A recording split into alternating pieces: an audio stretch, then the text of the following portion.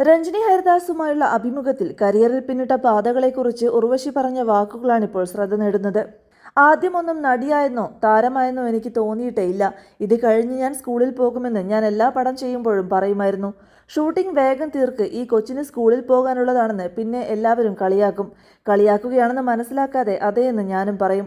100 പടങ്ങളൊക്കെ ആയപ്പോഴാണ് ഇനി പോക്ക് നടക്കില്ലെന്ന് എനിക്ക് മനസ്സിലായത്. അപ്പോഴേക്കും കേരളത്തിലായി ഷൂട്ടിംഗ്. മലയാളത്തിലേക്ക് വന്നപ്പോൾ ആക്ടേഴ്സ് കഥാപാത്രങ്ങളെ ഇത്രയും ഗൗരവമായി കാണുന്നു. ഇത് സീരിയസ് പ്രൊഫഷനാണെന്ന് മനസ്സിലാക്കി.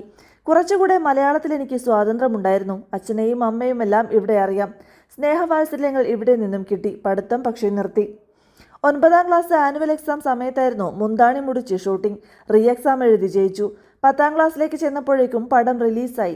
ചെറുക്കന്മാരെല്ലാം എൻ്റെ പിറകെ കണ്ണു തുറക്കണം സ്വാമി എന്ന് പറഞ്ഞ് പാട്ടും പാടി നടക്കുകയാണ്. അന്നെനിക്ക് മാനക്കേടും സങ്കടവും തോന്നി. പിന്നെ സ്കൂളിൽ നിന്നും ഇത് ബുദ്ധിമുട്ടാണ്, ഇനി ഇങ്ങോട്ട് വരാതിരിക്കാമെന്ന് പറഞ്ഞു. അറ്റൻഡൻസ് ഇല്ലല്ലോ, അങ്ങനെ പറഞ്ഞു വിട്ടതാണെന്നും ഉർവശി പറയുന്നു. തന്റെ മക്കളെക്കുറിച്ചും ഉർവശി സംസാരിച്ചിരുന്നു. ഷൂട്ടിങ്ങിന് ഞാൻ എവിടെ പോയാലും ഞാനും വരുമെന്ന് മകൻ പറയുമായിരുന്നു. മോളെ പോലെ തന്നെ സ്കൂളിൽ ചേർക്കുന്നതുവരെ ഞാൻ അവനെ ഷൂട്ടിങ്ങിന് കൊണ്ടുപോയി. മോൾ സ്കൂളുമായി അങ്ങ് യോജിച്ചു പോയി. പക്ഷേ മകൻ അങ്ങനെയായിരുന്നില്ല. എല്ലായിടത്തും എനിക്കൊപ്പം വരണമെന്നായിരുന്നു. പക്ഷേ പിന്നീട് മാറിപ്പോയി. ക്യാമറ അവനെ ഫോളോ ചെയ്യുന്നത് ഇഷ്ടമല്ല. മോൾ ഇതിനൊക്കെ ഓക്കെയാണ്. കൂടെ ഇറങ്ങി വരും. എപ്പോൾ നോക്കിയാലും സെൽഫി എടുക്കും.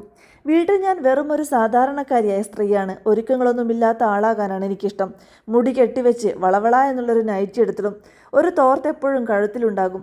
ആര് വന്നാലും എൻ്റെ അമ്മ തോളിലൊരു തുണിയെടുത്തിട് എന്ന് പറയുമായിരുന്നു. ഇപ്പോഴും അത് ശീലിച്ചു പോയി. അടുക്കളയിൽ കയറി എല്ലാം കുക്ക് ചെയ്യും. സിനിമയില്ലാത്തപ്പോൾ പുസ്തകങ്ങളും പാചകവും എല്ലാം ഇഷ്ടമാണ്.